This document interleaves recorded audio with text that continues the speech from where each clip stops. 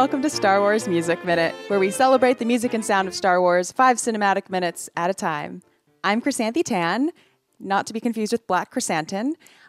You can call me Xanthi, and today we are diving into the soundscape of minutes 61 through 65 of Star Wars Episode 4, A New Hope.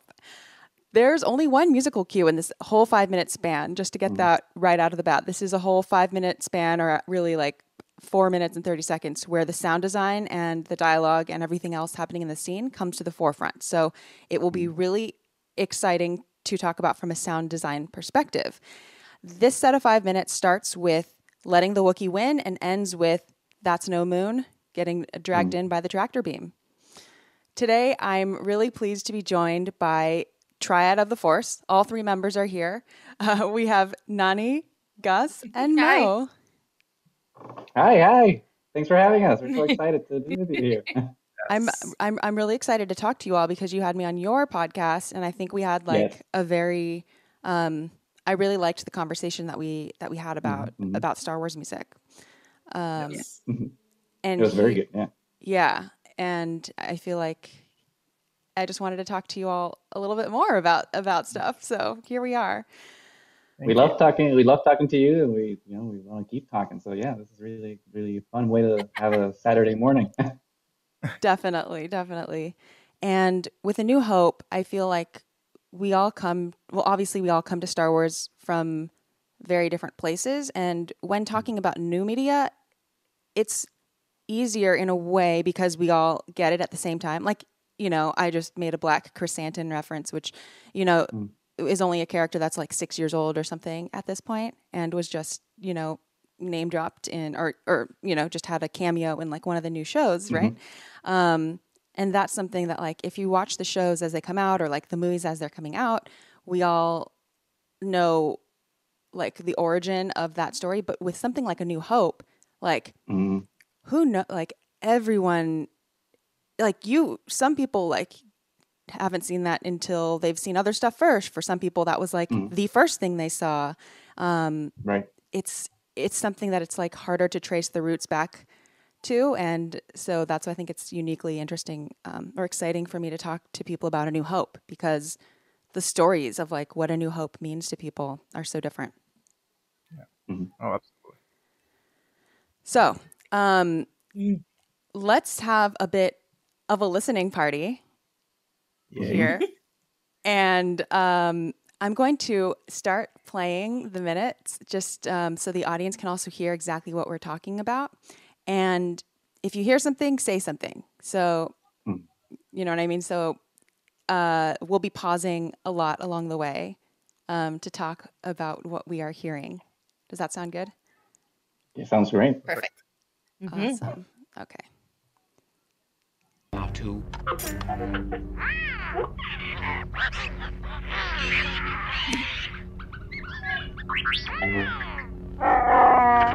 He made a fair move, screaming about it, can't he?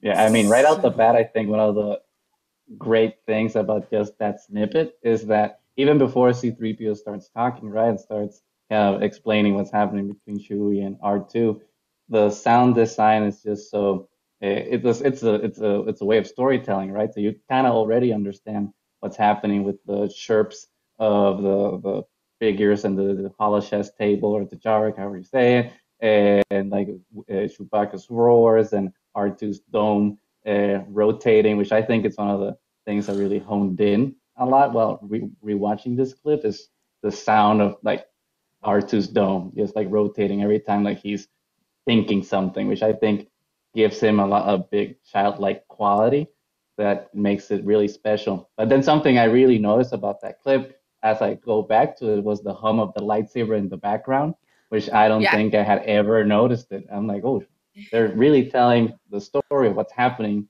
in this space with like all these background sounds, which I think is really interesting to then contrast when we get a little further down the clip, when we go into like the Imperial conference room, which is like a complete contrast, right, to everything that's happening in the Falcon. So those were kind of like my initial reactions, right, listening to that.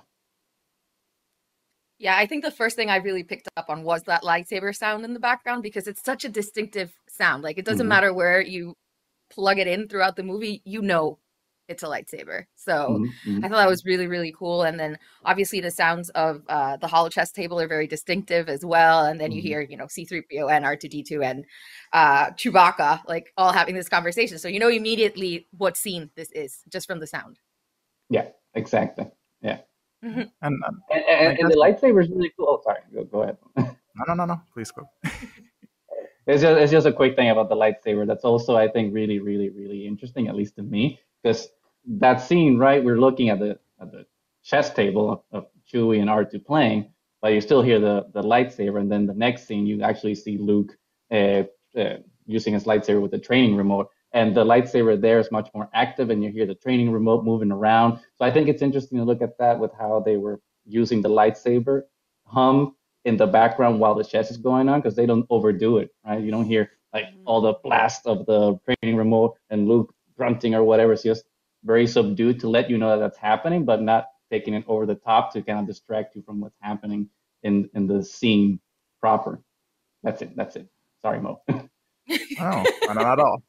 No, don't apologize.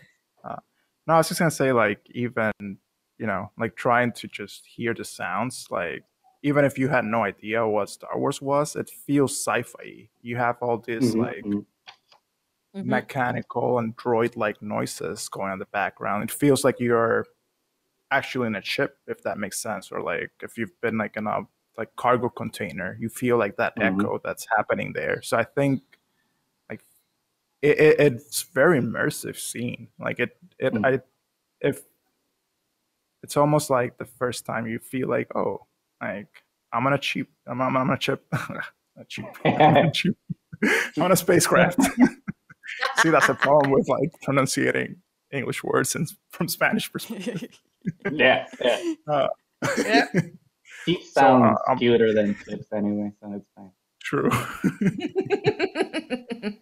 but then you got Chewie and that roar, like it's you're finally seeing like an interaction that's non-human. You're seeing droids and a Kashyyyk and hearing you like we don't understand R2-D2, we don't understand Chewie because we don't speak those languages, but it doesn't matter because you still somehow understand them.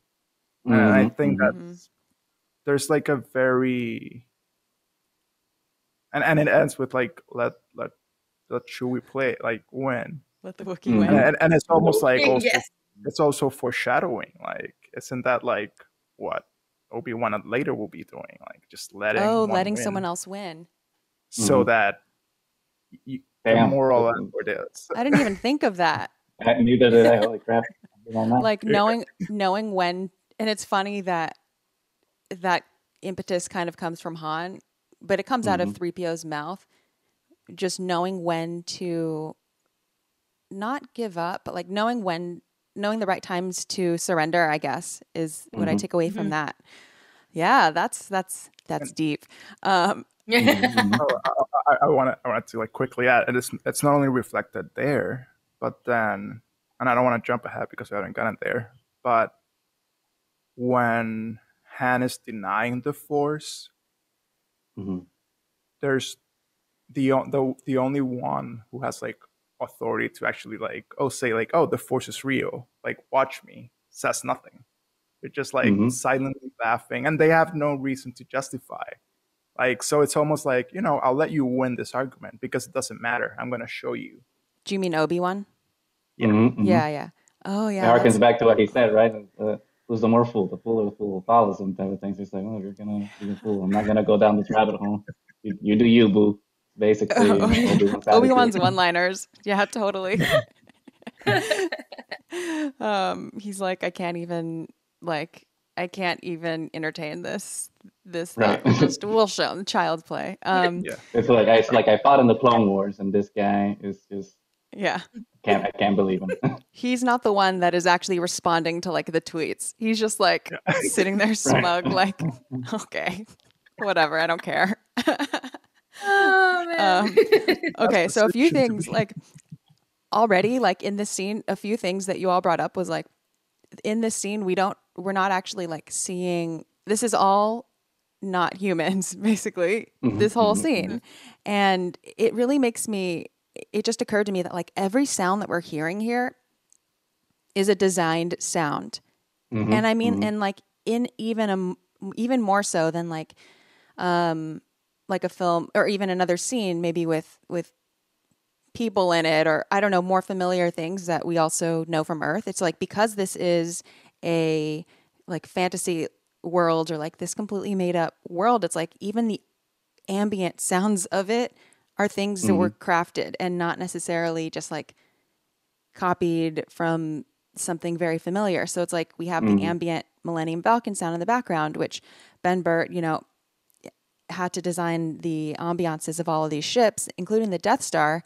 And, you know, he did that with like a combination, depending on the one, like taking or recording different like radio sounds and like whatever, like basically even the ambiance is a designed layer. And then we have all these layers on top of that, like the lightsaber, which is just in the background at this point.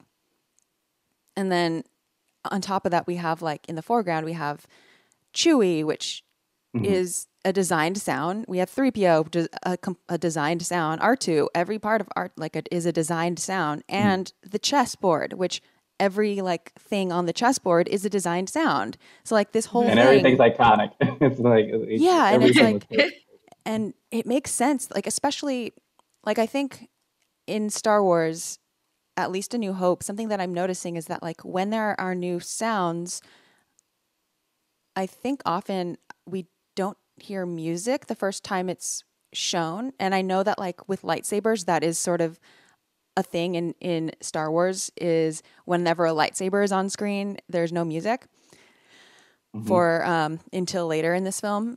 And apparently George Lucas, like, or, you know, the sound of a lightsaber was so musical in itself. He wanted that to really stand out.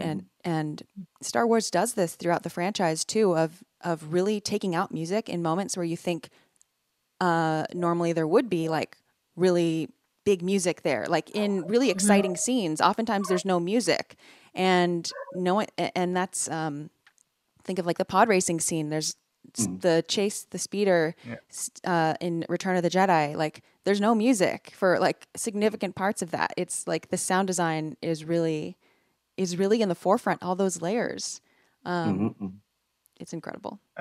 It's more immersive that way. Because I think it makes you feel, at least, you know, it makes you feel that you're there in a way. That's what I always say. Yes. We don't have background music. I mean, it would be super cool, again, to like all of a sudden you blast your own background music, but we don't. That's not part of our experience. Right. So it is that's, more I think immersive. but that's the interesting thing about it. It's the soundscape that kind of gives you the vibe of like how that space actually feels, because you know you feel like you're in a freight ship. But I think the interesting thing though about the sound design and special effects that, you know, Ben Burtt and all the people, you know, that did this film were able to achieve is to like make it sound grounded but still sci-fi. Because I think if you look like a lot of like movies at the time, like Star Trek or like The Black Hole, which Disney was doing like the Star Wars ripoff at the time, and everyone was doing Star Wars ripoffs, right? Like after '77. But like a lot of the sound effects and scores of those sci-fi films are so synth and feel very digital, that kind of makes them feel fake and generic in a way. And I think all these sounds from Star Wars are somehow grounded. Like again, like I don't know why I keep going back to Artoo's dome rotating, but you know that's a mechanical. You can imagine an actual machine that we have in planet Earth making that sound. They could have gone with some weird whirring, you know, synth whirring sound to make him sound like more technologically advanced, but the fact that they kind of restrained it and make the sound feel more grounded, I think makes all the sounds in Star Wars feel that much more special and that much, you know, and more real in that sense, because you can imagine that those sounds could actually exist instead of being like these unattainable things that we don't have access to. I think that's one of the really cool things of the sound design in Episode 4, and and all of Star Wars basically. Yeah, they could have like done something like that Yes, type of sound. exactly. Yeah. Yeah. Yeah. And like synth sounds were part of the process of making like Artoo's voice and such, but it wasn't just like the final product. It was just part of it. And Ben Burtt specifically was like, all these robot sounds, they don't sound like, they don't sound they don't sound like emotional. They don't sound like a living thing. So, that's why it kept undergoing this process. Artoo was very difficult for Ben Burtt to figure out how to make it sound like it had emotions. And they did a great job. And they pulled it off. Oh yeah, it took him almost a year to do the voice of Artoo, because it combines his own voice is like part of it too. And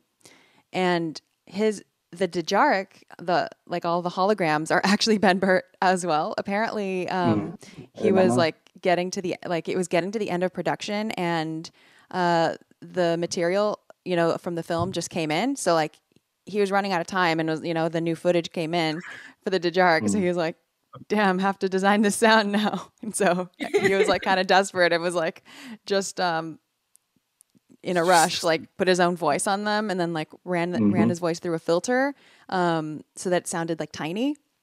Oh, and then mashed. Wow, I did not know that. Yeah, That's so cool. and then mashed all, then like stitched all the sounds together, to make it sound like the fight happening on the chessboard. Speak about thriving under pressure.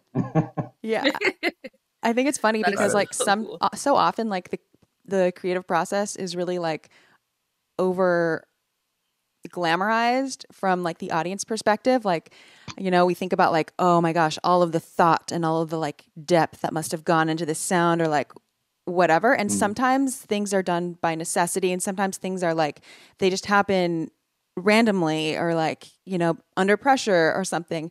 The way that things happen isn't always this like really precious, quaint, or amazing process. But then they happen, and then, oftentimes we love them without knowing, because it doesn't matter, without knowing how they came about.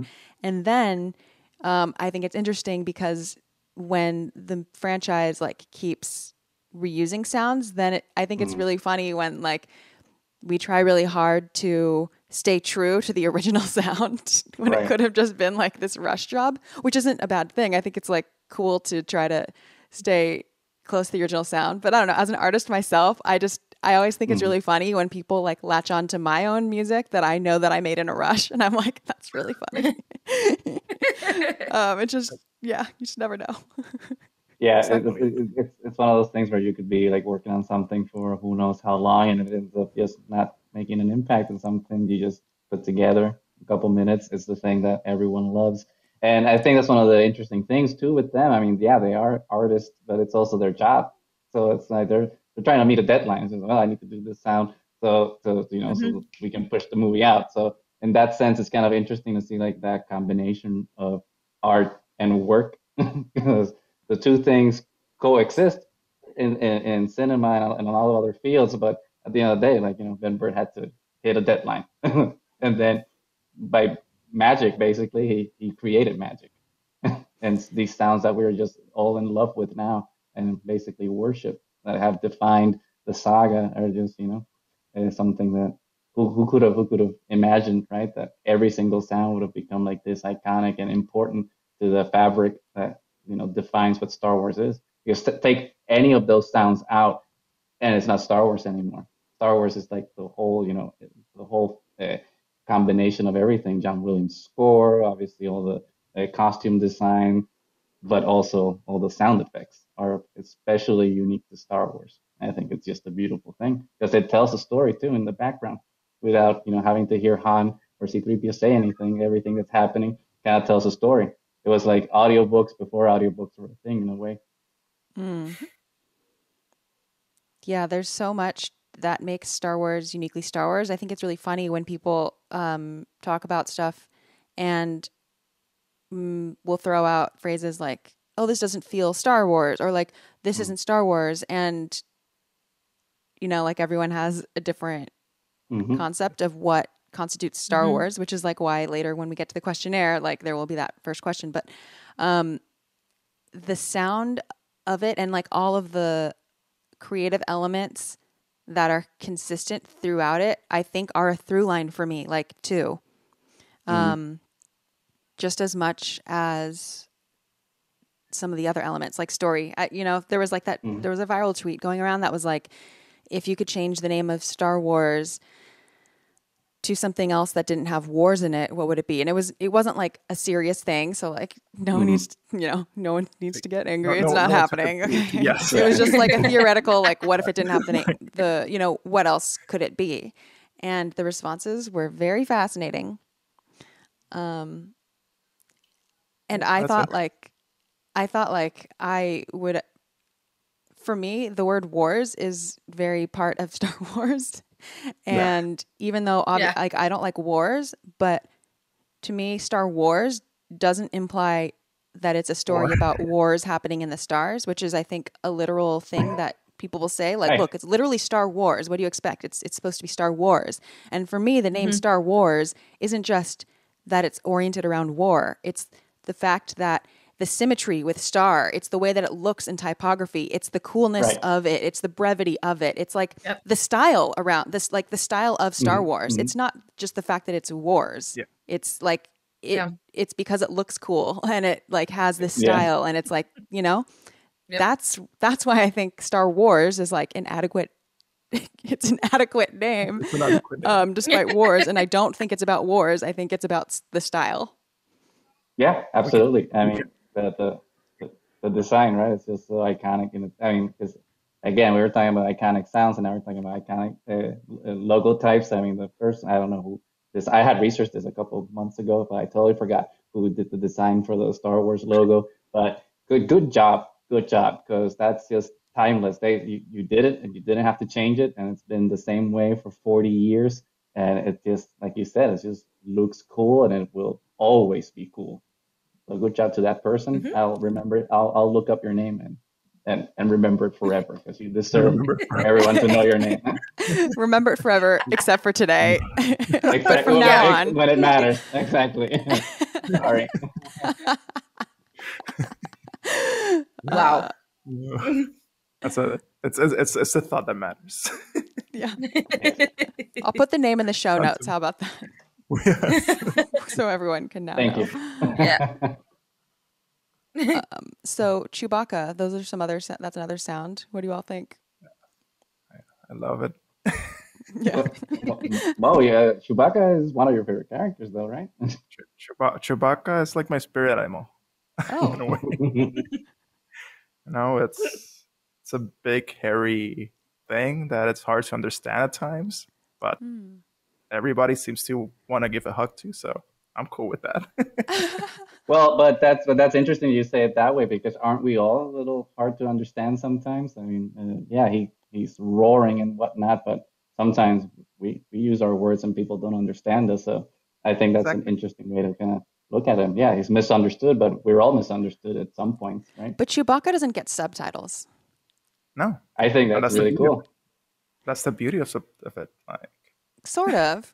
One could say that it's also like we can only, and this always like stresses me out about Wookiees a little bit, is that we never hear like what exactly they like. I would like to hear them through like a vocabulary or whatever, like a translator, to hear what actually they are saying rather than what human is repeating what they're saying or responding to it. Right. Because it kind of depends on how someone else is reacting to them. And you're like, oh, I guess Chewie said like, you cheated. We don't really, yeah.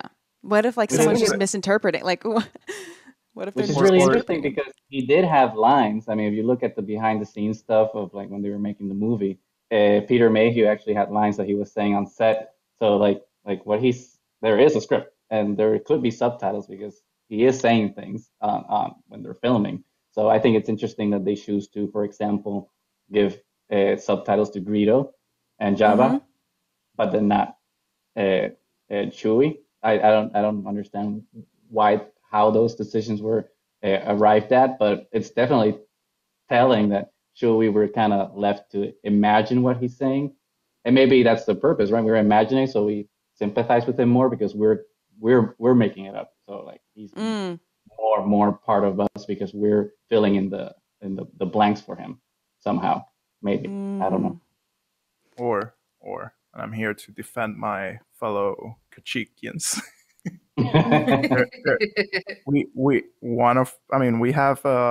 We have myths about how we can communicate. There's the Tower of Babel. There's the all of these ideas that, because we have so many conflicting ideas and thought processes, and we all interpret things differently, we can't communicate. But maybe the fact that it's so organically, and in a way, there's like, it's like grunting, and there's like a lot of like there's a lot of emotion in those, like, so it's possible that it's just a language that we can't comprehend, that they are expressing way more than we can ever be able to express, and then only those that, like Han or people that have taken a relationship with the Kashyyykians, then they can sort of paraphrase. Not even that's the best you can do. They don't cheat, but maybe they said completely something different. Like right. About, like, so there's that possibility too. Like, I like that. I like that. I like that too. Yeah. Because even as I'm thinking, even as you said, like Greedo gets subtitles, I was like, well, now I feel like to give Chewie like succinct English or basic subtitles or whatever would like cheapen what he's saying in a way too. So they kind of diminish him a little bit. Yeah. It's like how some words can't really be understood in other languages because there's so much like cultural understanding around the words. It's not just like a one-to-one translation. Yeah.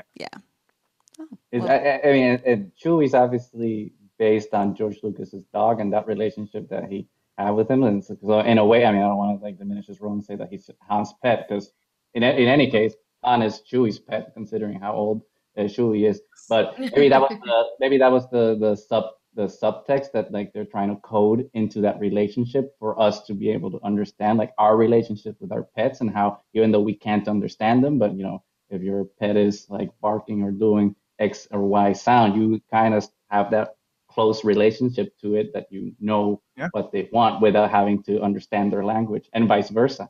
So maybe that's kind of what it's trying to be portrayed by choosing to not have those subtitles. It's like that type of relationship that's more intuitive and human in a way, right? Because we're all defined, if everyone has pets, right? A lot of us are defined by those relationships we have with pets. So maybe that's something that's trying to be portrayed through the sounds that Chewie does and how we're supposed to understand them without subtitles. Chewie's like a fantasy pet. Yeah. Then he's like, you wish that you're, like such a good pet, like, just like a little, like the relationship is elevated to the point where Chewie's literally like a co-pilot, and where, and a mechanic. He can do everything. And they're like together, and he has a life debt, so they're bound to each other. And the best thing is that that the pet will outlive you. They will have a happy life after. Right. It's not the other way around. Wow. And it gives the best hugs too. Yeah. It gives the best hugs. And they can crush. If need be, those hugs can crush. So it's like Chewie's the protector, like a lot of dogs. Wow. Yeah, Chewie is definitely loyal, all those characteristics. Yeah, that's love Chewie. And is like smart, talk about like us. Yeah, not that Chewie's a dog, but is playing chess. And here I think this is a particularly interesting scene. Maybe I don't know if the like robot, what decade the computer chess tournaments were happening, where they're like, can the computer beat the human at chess or whatever? Yeah. But here I think it's funny because it's Artoo playing against Chewbacca. So I'm not sure if that was part of the zeitgeist yet, where it's like Artoo, probably could beat Chewie, it seems. So yeah, we have the computer, our first instance of a computer beating a Wookiee. Don't quote me on that. I don't actually know the year. So, but But yeah, it was a big thing. yeah. Yeah. Mm-hmm. So the voice of Chewie is mostly bears. Also other animals like walrus, dog, and lion. Apparently for one of the, Ben Burtt would record a bunch of these animals, and one of the times he was traveling to Long Beach, like he would travel to oceanarians on the off chance that their walruses would give him the right sound.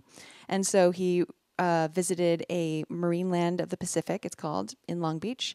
Apparently it closed down in 1987, but its pool had been drained for cleaning, he says. The walrus was stranded at the bottom moaning, and that was the sound. Super sad. Oh, wow. Yeah. But it is mostly bears. No wonder Mo I can't feel take it. emotions. Yeah. Yeah. But seriously, that idea of concern. like a stranded walrus at the bottom of a drained pool is just looking out or something. just moaning. That really It's heartbreaking. it is hard. I agree. It is hard. Oh, Come. Yeah, I I know. hope they I know you're gonna found it. crush Free the walruses. Right. through the wall. It's So like Blackfish Part 2 all of a sudden. oh, I know. That's very good. So the voice of Chewbacca was finished, or at least a sample of it was finished before filming, so that it would be an aid in the directing of it. So it would help Peter Mayhew actually perform the voice of Chewbacca. And in later movies, he actually got pretty good at doing the voice himself, Peter Mayhew. They didn't use his sound for the final recording, but he did, like, Ben Burtt says that he did get the texture down, he got the technique down of doing his own Chewie voice, which is cool. that is really awesome. That is awesome. Yeah. Everyone Yeah. should find their own inner Chewie voice. That's like It's Yeah. hard. It is. Well, I mean, if to modify the a human vibrato. voice, actually find the timbre and everything of like bears and walruses and everything, that's amazing. Yeah, it is. So also in the like, that's process, like- yeah, well, Everyone's tried. this is true. And we all fail. So he would take I'll the sounds. I'll hold mine for the end. I think I have one again. Okay, we're going to come back to that.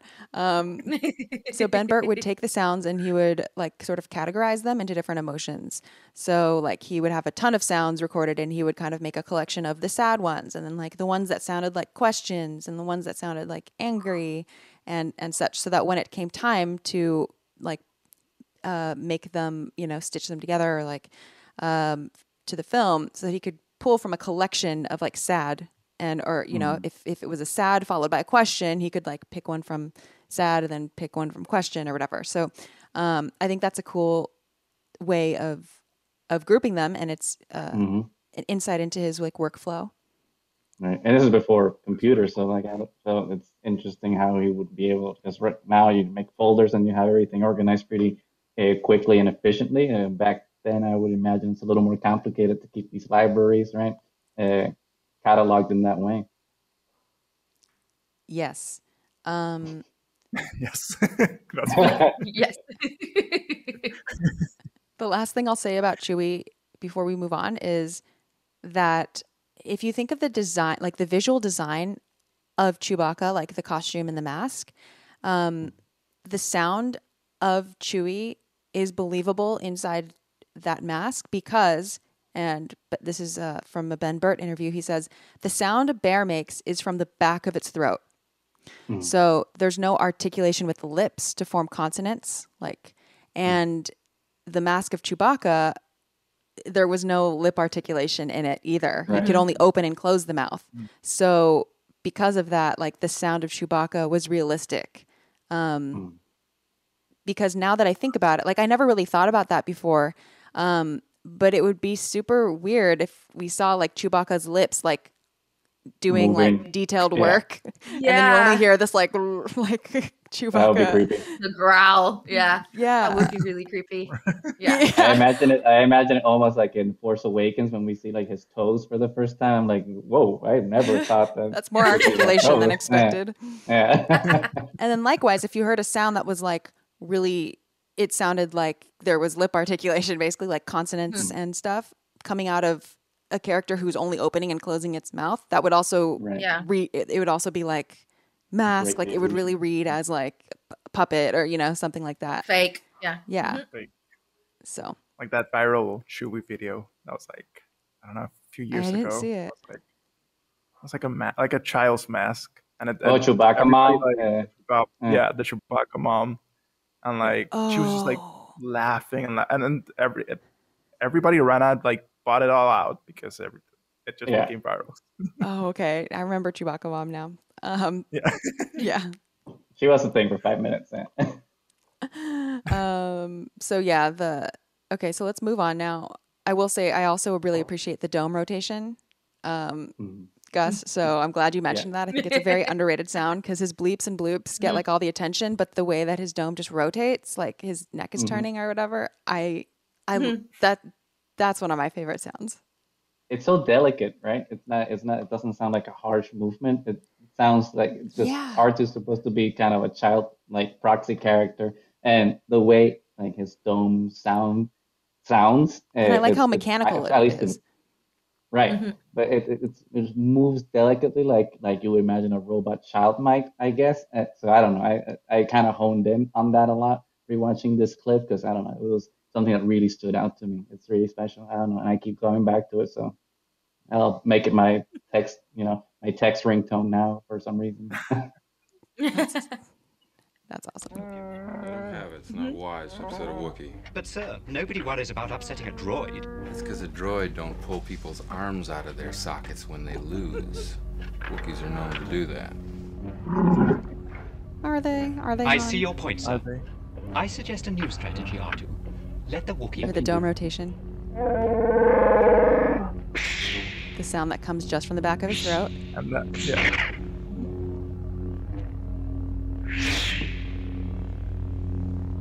That lightsaber hum is really loud. Yeah. Remember, a Jedi can feel the Force flowing through him. You mean it controls your actions? Partially, but it also obeys your your command. command. The remote sound is also really interesting because without even seeing it, you can imagine that something kind of swooshing in the air. And again, it doesn't sound like some weird futuristic thing that we can't have. It still oddly feels real, even though we don't have. Well, I guess we do have little drones now, but back then, we didn't have a floating ball. But it's believable because the sound is plausible, and the design of the ball itself is also plausible because it looks used and banged up. It doesn't look otherworldly. So I think the training remote is also kind of a cool sound here because again, without seeing the scene, only listening to it, you understand what's happening immediately. Mm-hmm.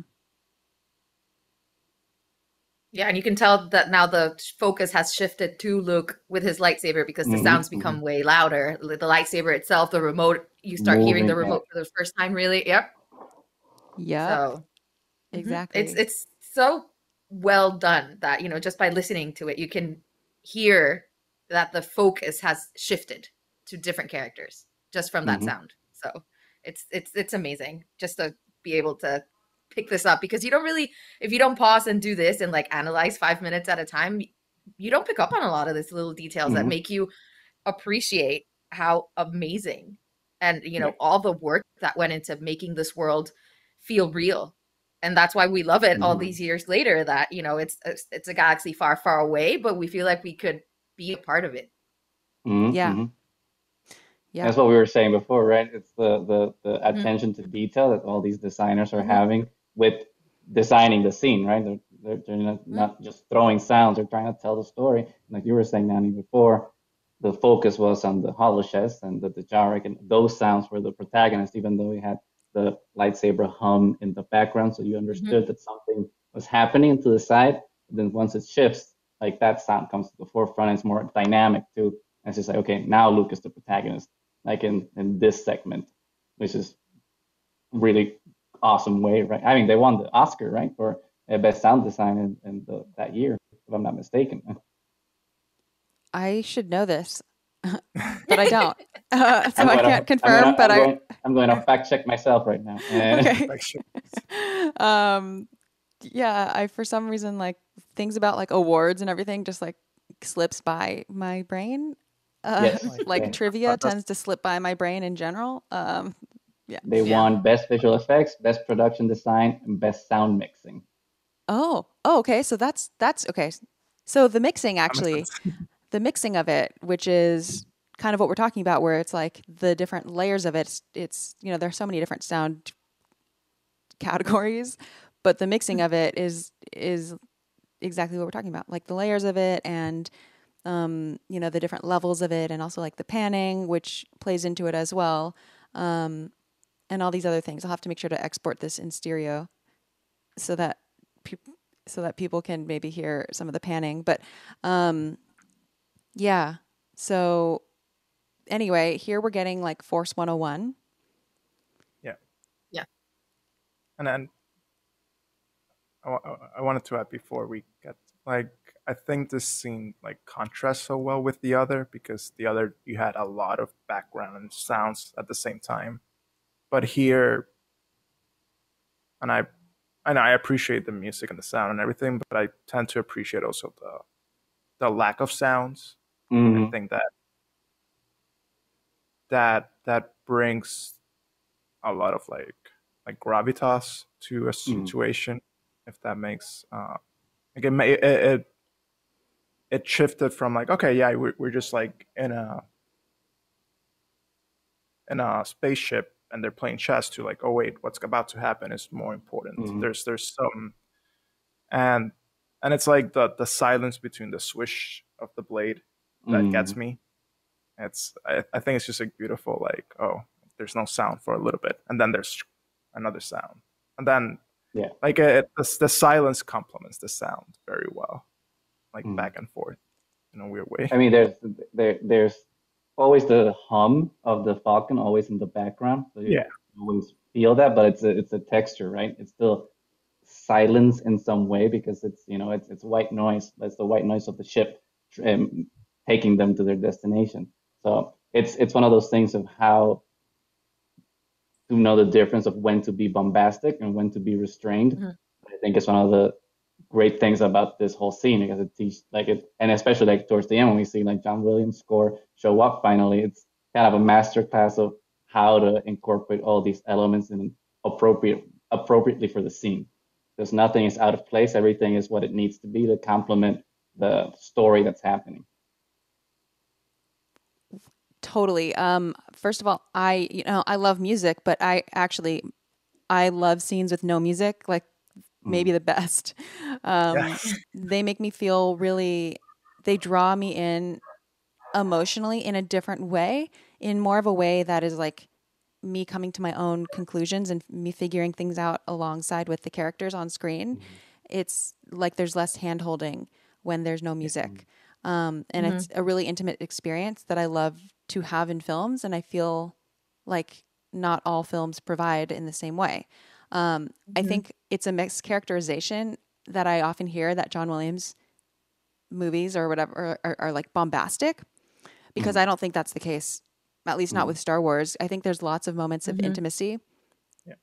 And so I just wanted to put that out there, as I personally don't actually think John Williams is like, we have no John Williams here. He willingly takes himself out of many things, many scenes, and will say like, we don't need music here and things like that. And so yeah, this is definitely not like a bombastic.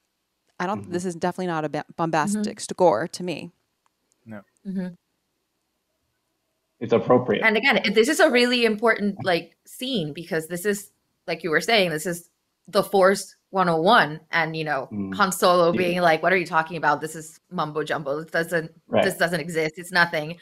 And you could have, put some like inspirational type music or something in the background, to like heighten the moment. But I think that would have lessened the moment, because you as the viewer are being explained this as well, because we knew nothing about the Force going in. This was the first film. We had no idea. Luke had no idea what anything was. And you feel like you're right there with Luke, trying to learn about this thing that to other people is a fairy tale. So Mm-hmm. It works. When there's no music, it says to me, pay attention. Yeah. Yeah. Don't fall Don't asleep, get swept by the music and actually listen to the lines and listen to what is happening. Because when you listen to music, especially when it's kind of grooving, like the music starts to groove, your mental faculties kind of go out the window, and you kind of get swept away by like emotions. And it's totally like an intentional narrative technique. Often, it can help speed up some sections, and it can help, usually those scenes are like less detailed from a cinematography perspective too. Like there's maybe less transition. I don't know. Just when the music starts to get into a groove, you start to get swept up by it. And that's appropriate sometimes, obviously. And sometimes it might make you miss too many details, because time to me moves faster when there's music playing, and you kind of lose sense of other details. So here, you're right. This is very important because we are learning about the Force. Like, this is a critical scene. And I also think back to Tatooine. When we arrive on Tatooine, we also hear no music. So like here, when we're getting introduced to these new concepts and these new things, again, it's an instance of no music. Inspirational music. That would have been. Yeah. Like, it would have ruined the scene. Yeah, that would have been.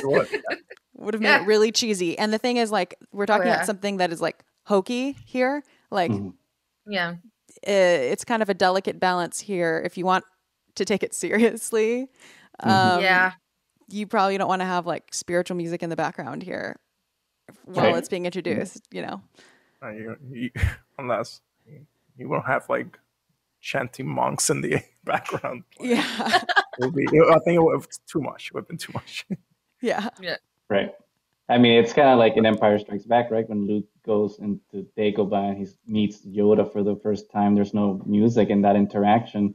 The only music that happens when there's Luke and Yoda interactions, when the realization, when the circumstance becomes magical, right? When the Force is doing something extraordinary and Yoda starts doing like the luminous beings are we and pulls the X-wing out. That's like when that music is swelling, because it's a magical moment that's all of a sudden elevated. But before then, between Luke and Yoda, it's just them. There's no music. So the music serves the purpose of elevating the circumstance through the use of magic or the Force or whatever you want to call it, because it kind of makes the situation more than what it is suddenly, right? And so I think that's kind of what's happening in New Hope too, because like you said, like everyone's been saying, like the use of no music sometimes can be more effective than that use, and that's when the sound design can help tell that story.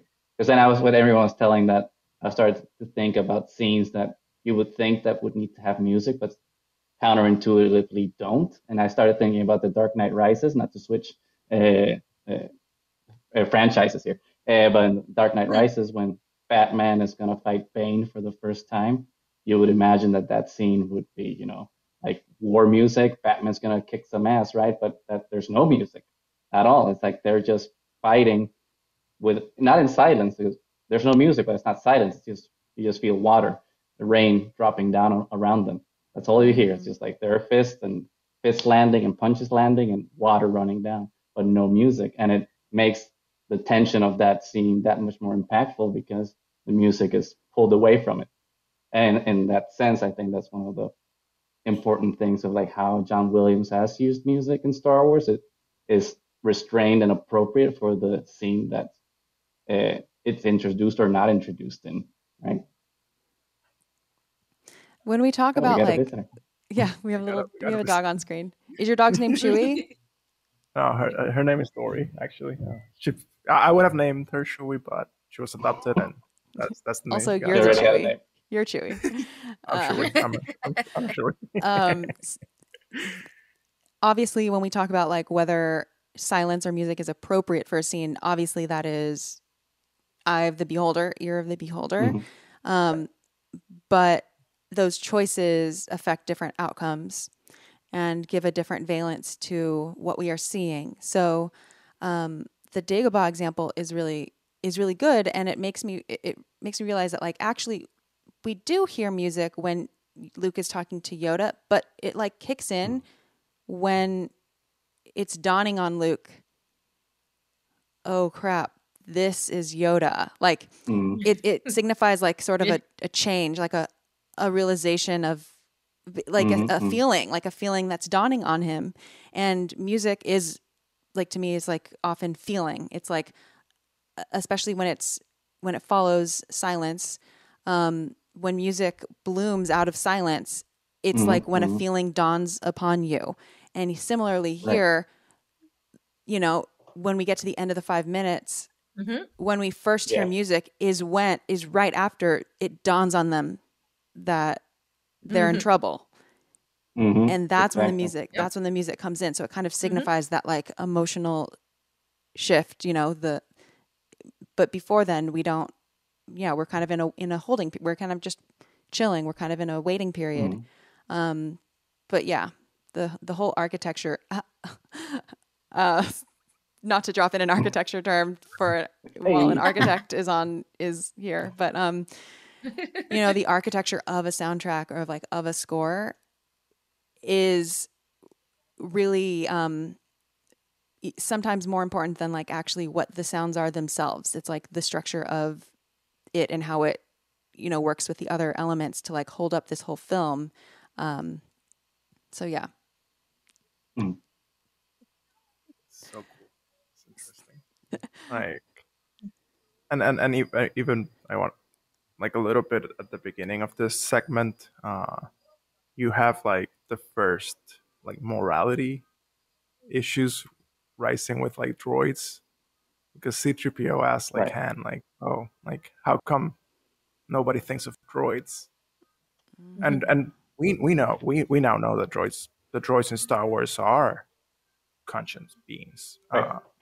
So, and then it was such a human thing to say, like from Han, like, well, I'm not gonna take into consideration because my life is not in danger. Like, if for some reason my life was in danger or I see you as a threat, then I would consider you.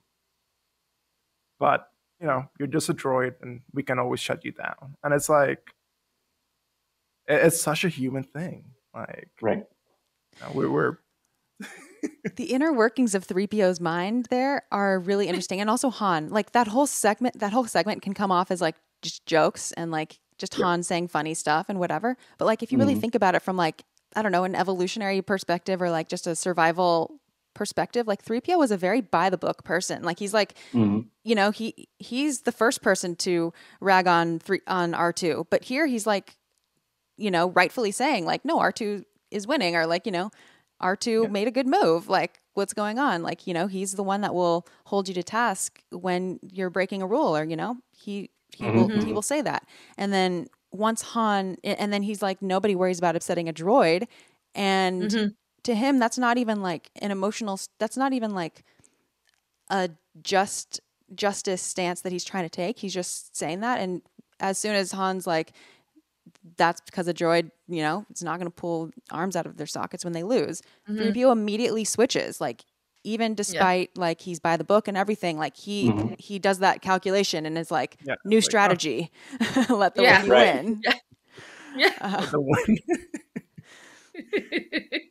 Like for me, C-3PO was one of the fun, like when I was growing up, C-3PO for me was always like a hilarious character. And like now contextualizing him, I think what makes him even more funny is like to know that he's a protocol droid and supposed to be cognizant and aware of like human behavior and kind of cater. He's a mayordomo, right? He's the butler to all of these people, but he's just terrible at like understanding people, even though that's his job. He's a mechanic in that way. Like he would be a great mayordomo to a robot because they can understand each other better, but he just does not understand humans. He understands the Dejarik rules. He understands the rules, but he does not understand behavior. And then, you know, it's interesting then to kind of contrast his relationship with Artoo, because Artoo is like the polar opposite of C-3PO, where C-3PO cares about the rules and doesn't understand people. Artoo is the opposite. He doesn't care about the rules, and he's very sympathetic to people. I mean, he's the hero of the at least the first 6. He wasn't too present in the last 3, but you know, he was with Anakin and with Luke, and he basically was the thing that kept everything together and was able to defeat the Emperor in not so many if you kind of reduce it. So that relationship really interesting because of that opposition, right, of personalities between the two of them, but also in terms of like how they communicate, right? C-3PO has a human voice, even though it goes through a filter and it's more mechanical, but then and he's the one that doesn't relate to people, but he still has a voice. And R2, who does not have a voice, right? He just has the beeps and the boops, but he's more sympathetic and empathetic, right, to the humans around him. So that those decisions, arguably, of, like, who gets to, true. I love C-3PO. He's the best. I think he got shortchanged a little bit in the sequel trilogy, but he's genius comedy, I think, in the original trilogy. Regarding programming, I think here C-3PO is often thought of as rigid and, not able to take a hint and whatever. And I think that's true in many cases, is he doesn't necessarily take hints, like especially when he's like kind of intruding on like intimate conversations. He doesn't always like know when he's welcome and when he's not. But I think people often communicate with him in a way that he's never going to understand. And like he responds when I think it's I've never thought about this before, so I'll have to fact check it now when I watch, the movies again. But here, Han doesn't say like, he doesn't quip. Like this is, even though it's a quip to say that's because, you're not going to rip, arms off. Even though it's a quip to say that, he doesn't say like, what, he doesn't ask a rhetorical question or like say something sarcastic, or even if this is sarcastic, he takes, or 3PO takes the information of like, oh, the outcome of not letting the Wookiee win will be that we lose our arms. Right. Okay, so he's able to integrate that. But if you give him like a wishy-washy like joke, or like you're like, you're not direct with him about what, then he can't he can't update his programming. But I bet like because of this, I bet now he will know that for the future. Because Han like very clearly told him like, your life's in danger if you don't let him win. And he's like, oh, okay, well, now that you put it like that, then okay. But if you tell him, in an askance way, then can't expect him to. Nuance is lost on him, right? You need to be like literal. Because C-3PO is basically like, a learning computer. So it's all about the statistics and, evolving the numbers as new information is acquired. So, so you have to give him clear input. Yeah, because otherwise they wouldn't understand it as actual information to be coded into a response. So precisely, I don't know. It makes him a very cool character. and that's a good point, because he's very binary in that sense. He's like ones and zeros, where R2 is more emotional, and he kind of has like emotional behavior, where like C-3PO is like, it's like he's processing data instead of processing emotions. But I don't know. I will disagree with that. Okay. I feel like just because that's what might be interpreted as like, it's just like binary programming. But I feel like 3PO has a lot of empathy. Like it, it's, you're still going to use your programming. We all use our programming, like our brains. Like that's what we got. Like same thing with, but since the beginning, and I mean, I guess talking into like the background of 3PO, like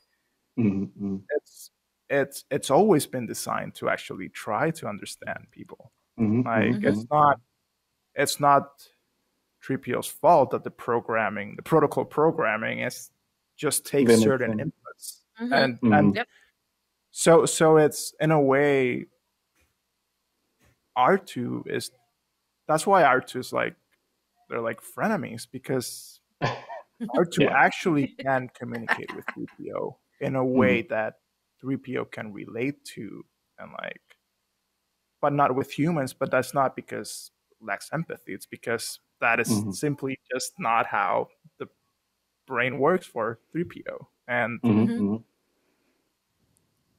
because I see instances of like empathy all over the place for C-3PO. Like, me too. It's probably one of the characters that wants to keep everyone alive. Like sometimes R2 disregards the safety of others. On the record, I think R2, I think 3PO, I like 3PO. I think 3PO is yeah, I don't want to rank empathy, but like I think 3PO is very empathetic and trying, and people like crap on him for like really just because they're impatient with something that he can't help. Right. I mean, and he evolves, right? He's not the same throughout. I mean, because I think one of the most poignant things to compare 3PO to how he starts his journey to, not ends it, but at least in the trilogy, is when he's talking to Luke when they meet and they're at the homestead, and he says that, you know, he's not a good storyteller because droids aren't good storytellers. But then you flash back to Return of the Jedi, and he's telling stories to the Ewoks. Yeah. And with sound effects and everything, so he, in a way, was able to bypass his programming or go beyond his programming. Well, I don't believe him when he claims that he's not a good storyteller, though. Maybe he doesn't. Because I think he's also very self-effacing. That's part of the story. That's part of the story. Right. It's like I'm not a good story maker, so now you lower your expectations, and then sound effects. I think that he thinks he's a bad storyteller. Yeah, I think 3PO suffers from imposter syndrome. Yeah, totally. Like totally. Yeah, absolutely. That's possible as well. Yeah, and people are always basically telling him that he's annoying. Yeah. And it's possible. Yeah. Like he's just trying to help. Like all the time. No. True. I mean, look at Rise of Skywalker. He was willing to lay his life down for everybody, even though, like, to be. I mean, I do enjoy the sequel trilogy, but I have to be self-aware and be cognizant that everyone in the sequel trilogy is just horrible to him, like without any reason. Specifically, Poe. It's just like there's no reason to be this horrible to C-3PO. He's just trying to help everybody, and it's one of my biggest pet peeves. He was automatically ready to give up his life to save a bunch of people that absolutely mocked his life to no ends. So it just kind of goes to show like how much he's grown, right? In terms of like how much he cares and is willing to. I think he always would have done that. Everything. He always cared. Yeah, he always would have done that because he's always trying to analyze what the most positive outcome is going to be for the people that he's entrusted to take care of. So, but he also can't. I think he always would have. I'll have you all back on for when I do Rise of Skywalker, so we can talk more about this because that whole 3PO stuff with not being able to say out loud the dagger, it's a whole thing. So anyway, back to the scene. So we'll skip ahead. They're doing some more. They're basically talking more about the Force mumbo jumbo. We get some very classic lines like. Let's see. Is this the Hokie religion? We get the Hokie religion. And Hokie ancient religion weapons are no match to a good blaster at your side. Yeah. And Han in this case isn't. Although I find Han annoying, he serves like an important foil here. From the storytelling perspective, because the audience is going to, it speaks to the part of us all that is a little bit critical. Skeptical. We're not, it's hard. It's kind of hard to go back. I don't really ever remember a time that I didn't just believe in the Force from Star Wars or, sign on to it. But I do appreciate like the skepticism built into this scene. Right. And also I think I appreciate, Han's characterization of the Force, because also it seems like he doesn't understand it, and because he says out loud what he thinks it is. So he says, I've seen a lot of strange stuff, but I've never seen anything to make me believe there's one all-powerful force controlling everything. There's no mystical energy field controls my destiny.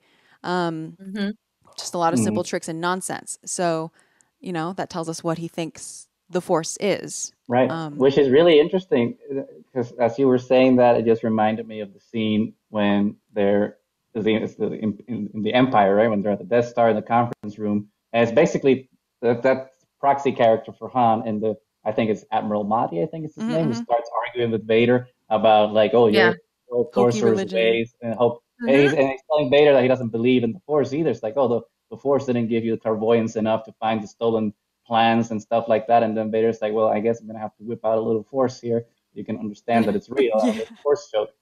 So it's kind of parallel scenes, that one, because it, like you were saying, Santi, right? It's the built-in skepticism, which really works to kind of show that the Jedi are extinct. There's no Jedi, and people think everything is a myth.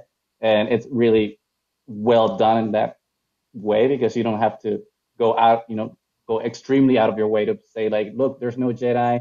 Look, the Force, it might be a myth. It's like those two scenes with those two skeptics to just establish that, yes, in the galaxy, there are people that don't believe this. And this is a thing that's rare, which is why Luke's story and his journey is so important through the trilogy. So I think that was interesting to kind of frame Han's comments versus that Vader scene in the conference room, because they serve that same purpose, is to establish the skepticism of the magic. Like, are On we going both to see sides. magic at the end? Yeah. And that's why I think Light and dark. that's so cool. And yeah, because both of them ultimately believe in it. I wouldn't even say believing it. It's hard to even think of it as believing in the Force, but both of them feel like the Force guides them to an extent. And so they both kind of have the same religion, or, the same spirituality, or, they're guided by the same natural element. And yet they both encounter all of this skepticism. I think it's really important to show that it's not just a Jedi thing. It's all around. It's like this, from a certain point of view, the Jedi and Sith are like the same, two sides of the same coin. And all of these Force people that are just doing Force stuff are just all, they're all caught up in this weird Force thing, and, sub-factions of the same damn thing. Absolutely. Yeah. Well, and it also speaks to the nature of Han Solo's character, establishing him as a character that does not believe in destiny or fate or anything. And is the type of person that really, really wants to know that his choices are what affects the way he lives. And he doesn't want to be controlled by, the Force. So it just makes him like stand apart as this kind of character, which, is diminished by the fact that he no longer shoots first. So whatever. Oh my God. Oh, you're one of those. I'm just kidding. But had to throw it in there. He just tries to be cool. That's all of Han's thing, at least in the first movie. Is just I'm trying to go out of my way to be cool, and I'm just gonna reject everything else. That he's like the hipster, right? It's like Han, what's your baggage? Everything. Yeah, exactly.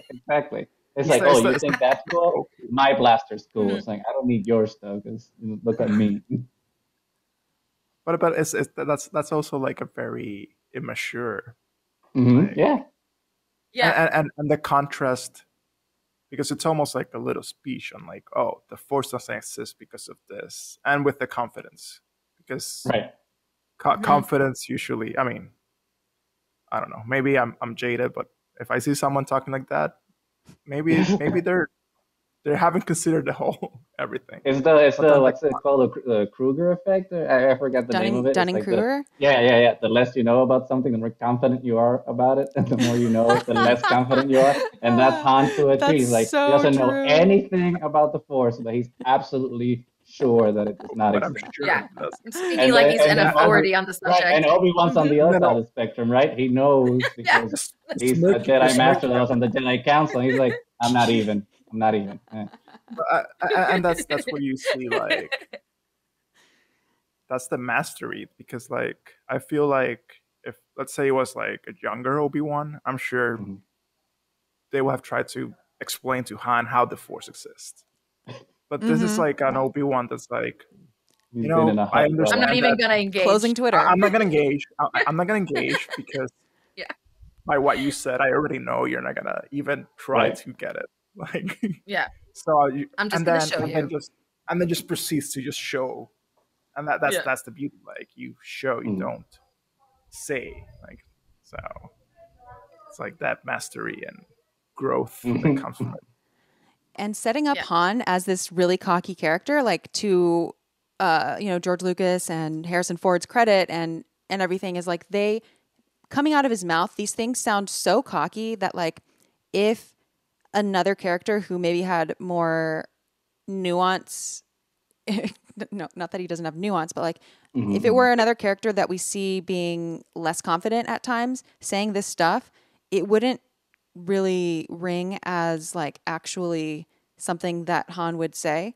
And here I think like Han's character is established enough that you're like, well, this is cocky. Like a normal, like a regular person in my life probably wouldn't like go this out of their way to be like ready to be disproven, but this makes sense for Han's character. So it like comes off actually as fine to me because we've already gotten like a pretty clear sense that Han is someone who's going to project this. So if anyone's going to say stuff like this one line where I'm like, he says, look, good against remotes is one thing. Good against the living, that's something else. Yeah. Which is like, you're literally just begging to be disproven. Why would you even say that? I mean, but it like you're saying, like it's in character, especially for his journey throughout the trilogy, and like even going into Force Awakens, because especially in Return of the Jedi, after he wakes up from being frozen in carbonite, and he's talking to Chewie, he's like, "Oh, I'm out of it for a couple of minutes," and everyone gets delusions of grandeur, and he still, doesn't believe. He puts on his Han mode. Can do it. But then after he sees, Luke with the green lightsaber and freeing everybody and shoving Boba Fett into the spin-off series, he talks to him on the intercom or the telephone or whatever it's called in Star Wars, and when they're leaving Tatooine, he's like, "Hey, Luke, I owe you one." And that's finally him coming to the realization, like, "Oh, the Force is real, and I changed my mind." Which then in Force Awakens, it's him saying like, "It's true. It's all true." Yeah. It's all true. It makes his character arc much more believable. Yeah. Mo, you're muted. Can't hear you, Mo. You're muted, Mo. Oh, sorry. It's a lovely What'd you concept, say? like, completely denying everything, and then it's like, yeah, it's all true, whatever. And like he still doesn't want to believe, but anyway, that's the Force Awakens. We'll get to that movie. I'm gonna do all the movies. So so let's skip ahead to now we're in the Death Star. Deceive you. Don't trust them. I could almost see the remote. Let's go. Let's try this again. Now we're going to the Death Star. I told you she would never consciously betray the rebellion. Yeah. Terminate her immediately. I think the Death Star is perfect because it is that. Oh, sorry. It's perfect because it's the contrast of the Millennium Falcon. It's cold, it's clinical, it's silent. There's nothing in the background. It's just Tarkin and Vader talking, and nothing. It's evil and calculating in a way. It feels like an operating room, but for torture, not for healing. and then all of a sudden, it's contrasted by the hum, the roar of the Falcon going through space. So it's like humanity is dehumanized. The Empire and the plucky group that's gonna rescue the princess. And I think that's how well that scene works. Like in these 5 minutes, because it just contrasts good guys, bad guys. Bad guys don't get sound design. They're just in silent and big tables. It definitely is sound design though. It's just it is more it comes off in a different way. Right. The like the design, like the interior design of it is like also very clean lines and straight lines and flat surfaces and things that reflect a lot of light and sound. So you're going to get like an echo in a lot of places. It is very clinical, and you're not having like, there's no like sofas in there or like there's the cozy chair, like nothing like that. It's very uniform, and the ambient Death Star sound just sounds like a horror. Like it sounds scary. It sounds like you're on a volcano or something. Like something is happening down there, and then. In the foreground is Vader's breathing, which never stops. Yeah. I think that was such an interesting decision that they did with Vader's breathing to have it be continuous, even when he's speaking. It's just a continuous hum that's always happening. This ominous presence, right, that never stops. And that's Vader, right? He's relentless and he will not stop. And his breathing is kind of a expansion, right, of that personality trait of his. Which I thought was really clever. Even growing up when I was watching the movies, I would be like, why isn't he Like, he's speaking, he shouldn't be breathing, right? It's kind of counterintuitive, but it works. But it grounds it in a reality, sort of like with the Chewbacca mask and the voice just coming from the throat. Because of how Vader sounds, it's like it's show don't tell. We know just from the way that he sounds that the mechanism that controls his voice and his breathing must be separate. Like they don't conflict with each other. Like there's something about his breathing that is mechanically different than our breathing. Right, more machine now. Which makes him seem less human and more dangerous at the same time. More machine. So. Yeah, which is like a little bit of which is a little bit of like an ableist trope, but it is one that they play up in Star Wars. Except to me, I see Vader and I see you're a good guy inside there. Yeah. Just a couple of mistakes along the way, but ultimately, some big mistakes. Yeah, a little bit more than mistakes. Yeah. Just casually eliminate children. That's not a thing. That's not on the mistake realm. Oops. I mean, but A New Hope was the first one that I saw, so to me, he was just like evil incarnate. I didn't get to that seeing the good guy inside till obviously later on. So right, and that's the menacing part of it, because contrasting with droids, it's like mechanic, like the machine on a droid. It's like different. Like machine like has that idea of like what you were like Santi and Goose, you were both talking about, like that clinical aspect to it. There's almost like there's an emphasis on the lack of humanity towards it, versus this prior scene with the droids. Even though they're mechanical things, the sounds, the movements, everything is more humanized in that way, and that's why I guess Vader puts the fear in you. Like right.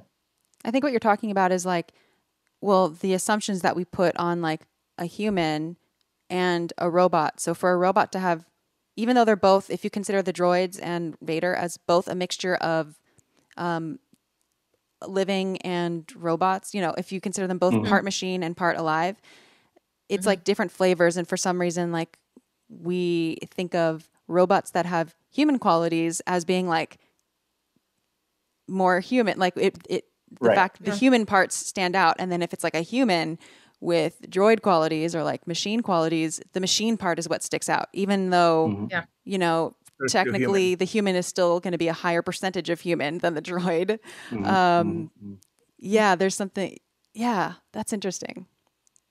It is, because as you were saying that, I was thinking that it's probably like intentional, right? In how the sounds of the Empire are meant to be cold and detached and remove the humanity from them because of like that regularity that a lot of the sounds have, like Vader's breathing, or even the alarms from the Empire, very methodical and very well timed. It's militaristic, and all the sounds from the good guys and the Rebel Alliance and the Falcon and Chewie, C-3PO, R2-D2 are more whimsical and more loose and like more organic in that sense, which kind of ties back to like the humanity of them. And even though a lot of them are mechanical, but they're still mechanical in a human way, whereas the Empire is just completely mechanical and detached from that humanity. And the sounds kind of help with understanding that in some subconscious way. The Empire is all about control, and I feel like when we see rebels or we see like Jedi or whatever, we see them like all over the galaxy. We see them in a variety of settings. Even when they're on a ship, it's like they're going somewhere, or the ships all have different looks to them, or it's a short trip, or even if it's a long trip, like there's still movement and like fluidity in their lives and what we see on screen and even in books and shows. With the Empire, I feel like we always see them in space. And if they are on land briefly, it's like, it's maybe if they're stationed there to like look over, control that land or whatever. But like the Empire, they're not really into the whims of like planet. I don't know, like just like setting up on like their base is like always this like ominous like ship, it seems like, you know, whether it's like here, it's like the people on the Death Star, like they live there, right? Like they live there. That's the home is the Death Star. And That's you know, your mailing address. And then in The Last Jedi, when they live on the on that dreadnought, like on you know, Snoke's dreadnought, like they have an ecosystem on that ship so that they can make food and stuff. Like they're just, you know, they've given up on like planet life. Like they are in this, they're gonna just live in this dreadnought life, you know, they're living on the ship in space. So it's like a completely different type of existence, you know? Yeah. Well, that's interesting, because then it portrays also like you lose control once you start mixing with organics, other ideals, or with yeah, like that. It's almost like, I don't know, it kind of reminded me of that play between like order and chaos, and like how organically chaos can create order or a semblance of order versus an established order that's breaking away anything that's chaotic, and that's why it's so overbearing. It's like there's no, it's almost like you don't have an out, you're stuck in that system. Yeah. I mean, you were saying the something about them living in these ships, and for some reason that reminded me of Battlefront 2, because there's a map that you can play that's in the Star Destroyers of the sequel trilogy, and one of the areas that you can like fight in is actually the mess hall. so it's like, it's really interesting that, you know, you're having like all these warfare and killing people in the Star Destroyer, but in the cafeteria, basically. And the cafeteria is devoid, right, of life and personalities. Obviously, the coldness of the design, of the oppressive design, right, of the rest of the Imperial, in this case, First Order, but they're proxies, right, of the First Order, which again, like, takes away that personality and that human element. It's just cold and synthetic in a way, because, you know, there's like a manufactured robot. Yeah. It's a manufactured like simulation of what like a day would be, or like, you know, what life on a planet would be, but just not with, you know, it reminds me of like also another like piece of news in the past year was like that design came out of the dorm rooms that someone had designed for like this campus. And it was like the dorms were like amazing. Yeah. No. But like, or the architect thought they were amazing, or the designer thought they were amazing, but like they were really, really stacked, like, and they didn't have windows. It was like, I think it was like they had like a fake window that was like a screen or something. And it was like, no, that's not the real thing. Like, people need to see the outdoors. Like it's there for so many reasons. You can't just put someone in a box with like no window. Like you can put all of the fancy tech stuff in there that you want, but like you can, like, and so I feel like that's, you know, but it, you know, certainly it saves money if you don't have to let people go outside and you can just stuff people in a box, in like in a series of boxes. Sure. But like, so that's kind of like the Empire design is like, well, we're going to make this efficient. You know, even their food is like those bars or whatever, you know, like it's make this efficient. Just like, we don't need to give people that much space. We'll just kind of, you know, we'll give them like 3 meals a day maybe, or whatever, put a mess hall in there. But it's not the same as like living on Naboo, or even living on Tatooine, you know, compared to living on a freaking Death Star. Living on Tatooine seems a lot better. Probably. It's no comparison. But anyway, it makes me feel really sorry for the people who are in the Empire. Okay, so continuing on, at some point we hear, well, let's see, I'm gonna skip ahead a little bit. What do you mean? Where is it? So I'm trying to tell you, kid, it ain't there. I'm totally blown away. What? How? Destroyed by the Empire. The entire Starfleet couldn't destroy the whole planet. Right, so now we're going back and forth because, well, the Empire realizes, or sorry, our heroes realize that something not good is happening. The one thing that struck me in this scene, and always did growing up, that always kind of caught me off guard, because I feel it's so different from the rest of the sound effects that we've heard so far is what they decided to go with for the meteors. Because that for me like felt weird, like the weird like whooshing sounds that they make. For me, like those felt more. For me, they feel out of place in the Star Wars movies. It would feel they feel like they should be like in another 70s sci-fi film and not in Star Wars. That's like the only one that like I've been like, that's a weird choice to go with for these meteor showers that you're that you're placing here. But I don't know if that's just me, but that one is one of the few sound effects that I've been like, maybe not the best choice. It sounds like an Atari playing Asteroid video game. Like, well, and this is something that has always bugged me in Star Wars. There is no sound in space. Like, right. There's no medium for sound to travel. But that's kind of like when we were talking about Star Wars, right? Like you can call Star Wars something else, but it's not cool, right? So like having all these cheaps, right? Like you were saying before, in space without sound, it's not as cool. Although here we're hearing the asteroids hitting the Falcon, right? Like we're hearing them hitting them. So we're inside of the Falcon. We're not hearing them from outside of space. We're hearing them from inside the Falcon. So I don't know if that changes the fact that there's no sound. But you will hear the banging. Yeah, so that's what I'm saying. Right. But I don't think you will hear the. True. Well, let's hear that again because I didn't really notice that. She lied to us. I told you she would never consciously betray the rebellion. Terminate her immediately. Tarkin is ruthless. Okay, so now this is exterior of hyperspace. Here we go. Cut in the sublight engines.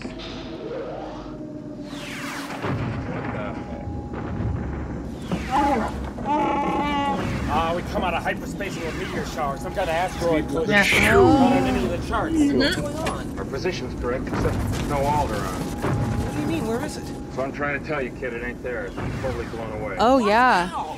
Destroyed by the Empire. The entire Starfleet couldn't destroy it. That's interesting. I don't think I perceived that those were supposed to be asteroids. Like the... Like I thought those were like ship sounds or something. So I think that's why I didn't even... like it... Now I can see how it sounds kind of out of place. And I think it sounded so out of place that it didn't register as being that. Okay. Because I guess you could play it off as that's the sound of coming out of Lightspeed. I guess that could be. It's because you can hear both the banging and the and that's the one that.